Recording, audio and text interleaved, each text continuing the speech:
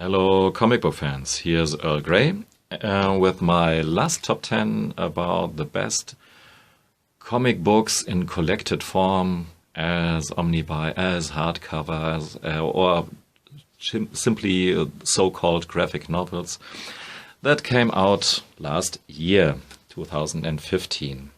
I would like to call this the best comics about love and life and real life and a bit adventure comics sprinkled within, but overall it's quite homogeneous, I think.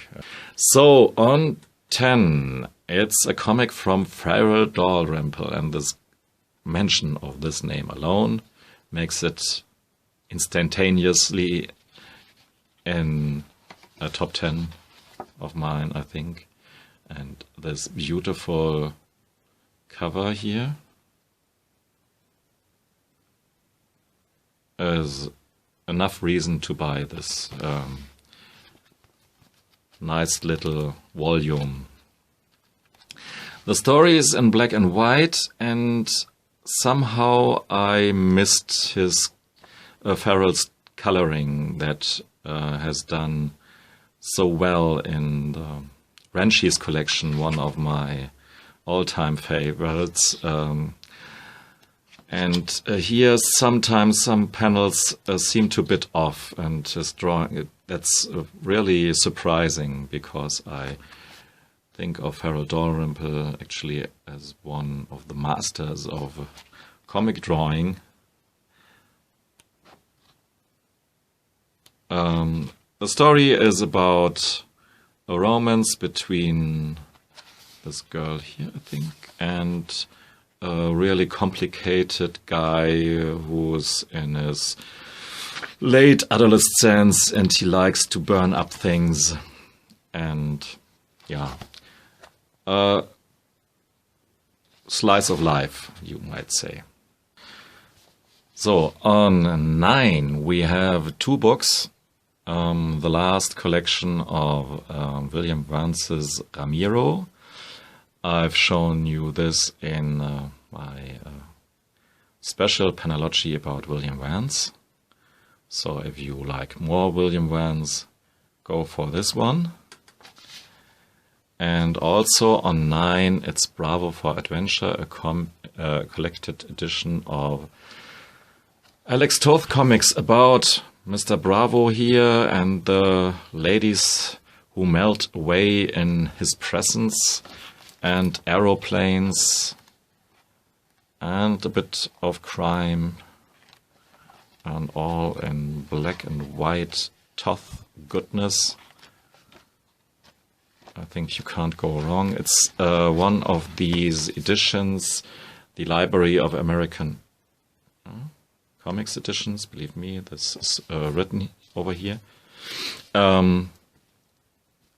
Everything I've seen so far from this series is really great.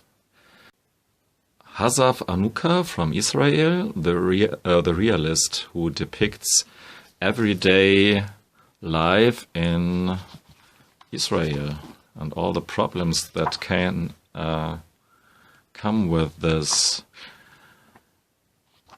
strange place on the world, where you always have to expect bombs falling on your head, and the craziness of daily life as well, of course. It's mainly about his relationship with his wife, and really honest, I must say, some crisis he has with his wife was used. Oh, here you see.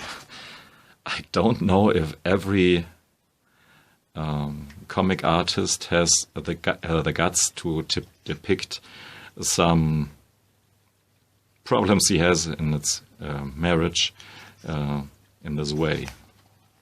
So these are one-pagers that were reproduced at first in newspaper down there, and sometimes it's just one panel. Oh, and his relationship with his son is very important as well. It's really heartwarming, and I sort of like his realistic, but in the same time pretty cartoony way of drawing.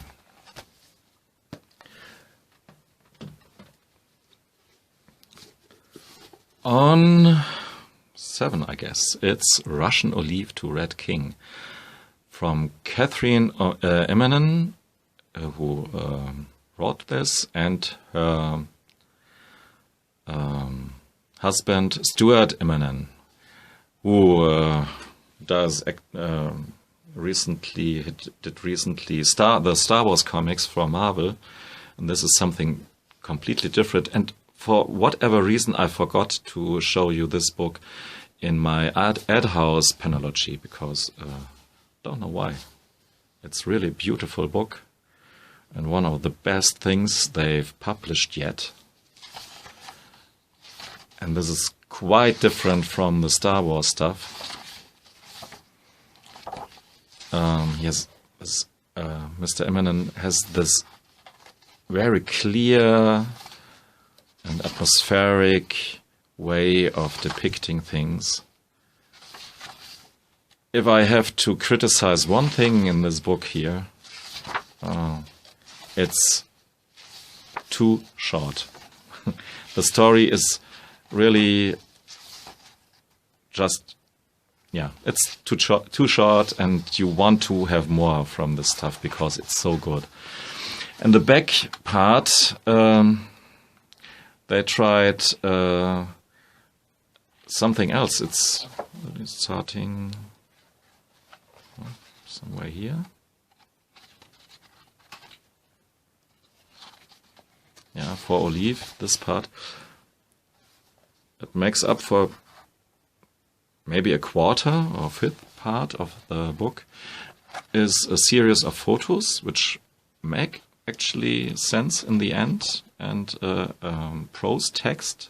Not too many words, don't be afraid, but they're really adding up to the whole picture of the story, and you understand something more about the characters in the front.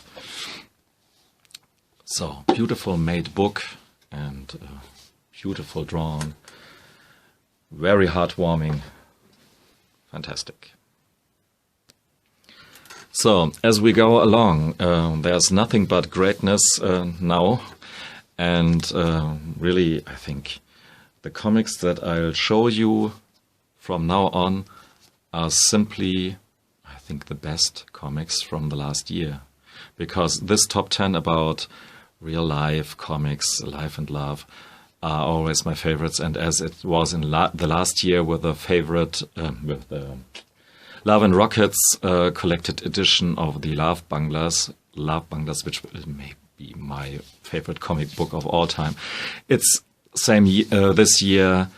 Here are the best comics. If you ask yourself, Earl Grey, you show so much books in your videos, which are your most favorite ones? Here they come. And so it's The Sculptor by Scott McCloud, a thick volume with one of the hands down most the best comics I've ever read, and the simple reason why it's not number one, it's just the stack here is tiny bit better, maybe. It happens from the mood I'm in, and today I'm a bit less in the sculptor mood than I was when I read this book. Then when I've read this book, I was sure this is the best book. There can't be any better. But I got a bit of this feel that Scott McCloud has to and wants to make everything right, always perfect, because he has written these books about comics, and so it's a bit like a teacher who wants to show his pupils how things have to be done, and that's maybe this. I can't really pinpoint it, but that's maybe the only complaint I have about this book. If you want to know more about this one, I have done a panellogy about this book. So without further ado, to number 5, I think. Yes. And this is Killing and Dying from Adrian Tomini, a wonderful made book with really superb stories by Mr. Tomini, and yeah, another one I've shown you already in a panellogy. Number 4, the reprints from Hugo Pratt's Corto Maltese stories. This is Beyond the Windy Isles. The other one, the first they've published, was Under the Sign of Capricorn. This is the imprint from IDW Eurocomics, and it's been printed on superb paper. The printing quality is amazing. It's simply how this should look. So there were some books I've talked already before in some other panellogies, but the next 3, the best 3 comics from 2015, I've never shown you this stuff before. So coming in on 3, it's Die alten Knacker, translated maybe the old guys, but in an unfriendly way. So the old stupid ones. Even though there is nothing too stupid about these old men here, actually, they're sort of a role model. If it happens that it will happen that I get some 30, 40, 50 years older, would be happy to be like them. And this is a mix of cartoony, done in the best tradition of Belgian French comic drawing. The old ones here are always in some political underground groupings of sorts, and going to the next demonstration, fighting for the rights, and keeping the spirit alive, even if you're just an inch far away from the big eternal. Yeah, I liked it a lot, and numbers 2 as well, and there are still more to come, and I'm really excited about this. Coming in on 2, Valentina by Guido Crepax. This is the first hardbound edition from, in Germany, the Avant Verlag, who did the Truyé reprints as well over here. And I hope there's more to follow, because there are more Valentina comics than just these ones. It's classic, swinging 60s, black and white goodness all over, with Crepax's beautiful style of drawing, and I like the 60s and the time back then, and the 70s as well. And as it is Crepax, it is a bit on the erotic side of things, but never on the over-sexualized, stupid side of these kind of comics. So, really exciting stuff, and I'm tracking down Guido Crepax comics. So, hands down, over all the top 10s from 2015, this is my absolute favorite comic of the last year. The Dharma Punks, done by New Zealand comic artist Ann Zhang. He is of Asian origin, so this main character Chopstick, called Chopstick, is a bit of an alter ego of him. The whole comic depicts one long night somewhere in the 90s, I think. Yes, 94 to be precise. They want to, his group of friends wants to blow up fast food building when it's on its opening day. But the story is so much more. It's about love and life, and Kurt Cobain as an imaginary friend turns up. And if you ever liked Nirvana, but then got told, oh, Nirvana is just commercial music shit, read this comic. This book is the redemption for all of this, and you want to put in your old CDs or LPs or whatnot. Unfortunately, like it's often so in when I'm talking about real good comics, I'm a bit out of words to do this book justice. So I take refuge to the last part of the really good foreword from Dylan Horrocks, and he quotes there the novelist Elizabeth Knox.